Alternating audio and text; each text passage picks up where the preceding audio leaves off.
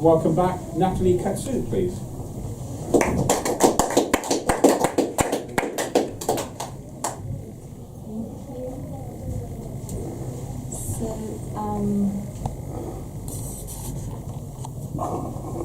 The first two poems I'm going to read come from an edit, a selection of poems. No, actually, let me start again. In 2012, I was finishing my 2-year full-time, full scholarship Masters in Theatre Directing in London. And obviously I started interviewing, applying for all sorts of jobs, starting one of the hugest files on my computer, apart from my writing, they equal in size. And that was one of the first questions were like, so now with the crisis, how are you getting on? And I'm like, what crisis? Well, you're Greek, you've got a crisis. And I'm like, okay, but I've been living here for the last 2 years, so there must be a crisis. So I went back on that year. I had the launch of my second book named Cochlea, related to Daedalus and the cochlea in our ear and what we hear. And I was getting the opposite reaction. It's like, wow, you're in London now, you're staying there forever, must be amazing, you are sorted. So I realized there was a crisis and it was going to stay for a while. And I'm not talking about the financial crisis, I was talking about the identity crisis happening to everyone that for one reason or another has moved around, let's say. So I came back, I spent a week at home trying to negotiate with myself. And Fimonoi came in. So Fimonoi is the name of the first oracle teller from Delphi. Some of you might have known the oracle in Delphi, the umbilic of the world. And she was the first priestess to be able to read what's going on. But everything she said, notoriously, could have the two opposite meanings at the same time. So that's a feeling that quite a few people, myself amongst them, feel being in between two countries. So Fimonoi is in our head. Harvest. Time to reap, you said, and by luck get the better of reality by the hordes. The earth progressed, it became mud on the cheeks. And you said more, and still nothing, and the voice stiletto. And came the harvest, to find the flash apart, a fish-revenged seagull. And words flew, plucked forgetfulness. And you said, I'll sleep without fear, till I'm tired of dreaming. And you no longer spoke. The second one, from the same compilation, they were both published on the Poetry magazine in 2012, again translated by wonderful Jens Gans. Homeless. I dread unhomeless, to carry about my hunger in a torn paper bag and eat for a layer in the canals of impetuous cities. One day they'll burn down the woods of conscience. My fur coats will scream, hanging on the rooftops, vampires of the dead and gone. There's a smell of glory and history, Victoria of inhumanity.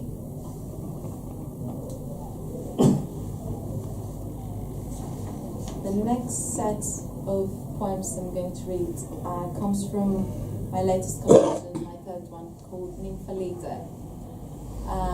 It's inspired by the myth and the opera in consequence of Madame Butterfly, but also there is an interesting detail, because the word butterfly, the ancient Greek word for butterfly, means the soul, psyche. And butterflies were meant to be the insects that would carry the soul after its death.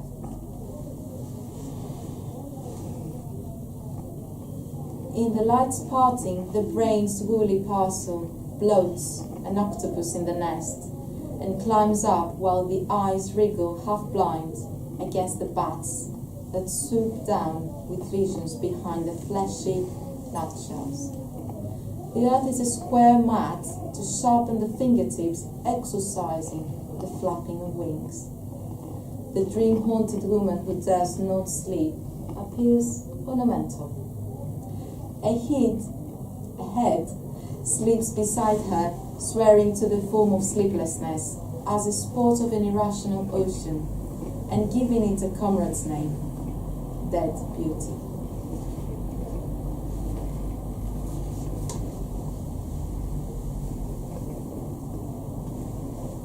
Dragging a parachute rigged round a branch, ready for a hideout. A map made of pencil sharpening and cotton thread. The ticket is cut again and again into smaller pieces. Repatriation is a vanilla and salt ice cream in an ancient newspaper, next to the map with the ticket. The teeth break with every attempt. Buried there, it never melts, without a kiss. Wearing the parachute for a 90, impersonating sleep.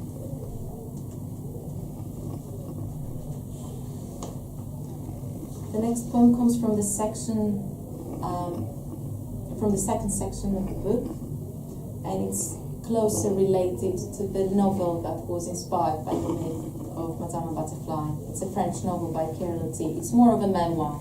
He actually went there to explore this possibility of having a geisha for a wife that comes with a house, or rather the house that comes with a wife for a limited leash and lease. Legs stretched out and lowered eyelids, the two of them continue, being trapped in the harbour. His heavy shoes muddy. The fine blue kimono, she had chosen it for tonight.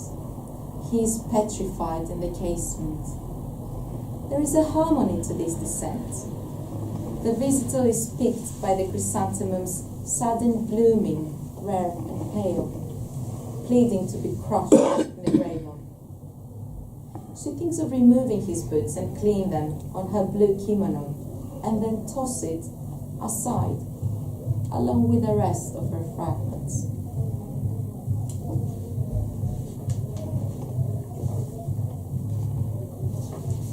And with this very upbeat music background,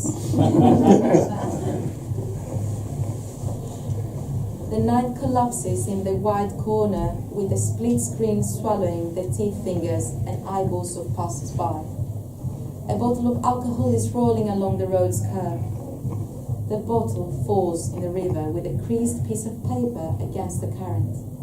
Save me. Find me and pull me out by the hair. Coexistence is a multi-unit enigma. The total is revealed by fitting each loneliness to the other's outline. It's customary, a lonely look at things, with the guilt of an animal that's eating sweetmeat intended for bait.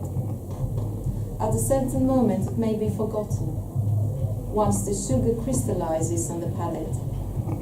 The slaughter takes place between blindness and utter clarity. Common denominator is the white, the world's wide corner that resembles death.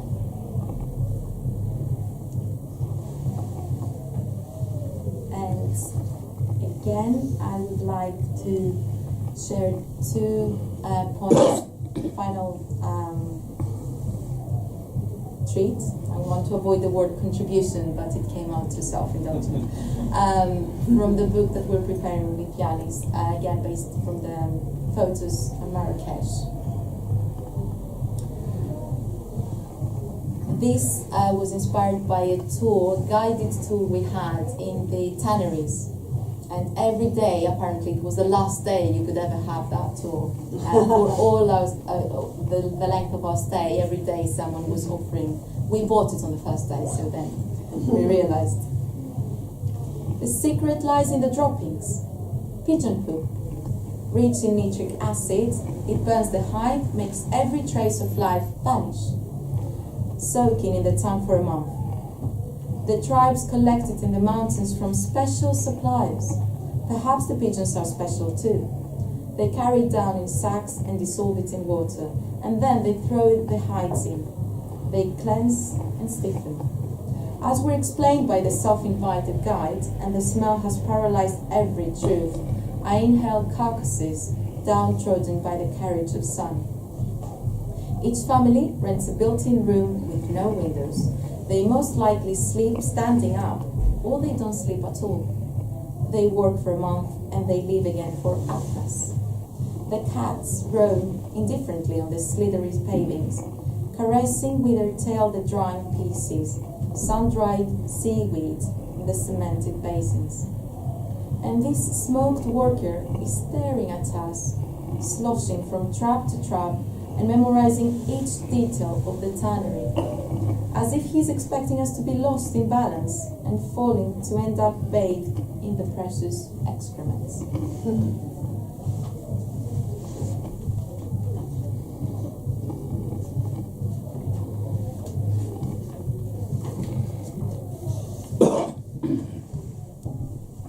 And the last one. What looks like an impasse is only a passage, an orthodox piece of impenetrable, solid pitch pink, so much that it seems foul from time and stone. A hindbound landscape cutting the field and carving indiscretion, thirst for the iris to perforate the enclosed, to deflower the uttermost that never dawned. Thus, grinding the hills, we manage to break the noon with the noise of the unknown, giving signal to the barred ones with the ears on the addicted walls to lower towards the keyhole to fit the moment through. Thank you.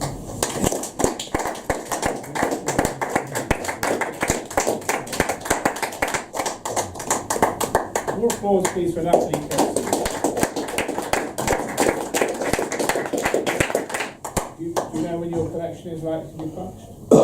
This one, Yes. when you get me published, please. Oh, okay. It's as simple as that. Okay. Well, if Natalie's directing anything, try and go and see that. When I saw Maria Buenos Aires, that was a wonderful opera at the Arcola Theatre called Colour and Imagination, and great music, and Argentinian, wasn't it? Yes. That's an Argentinian, anyway. So, anyway, thank you. Now, our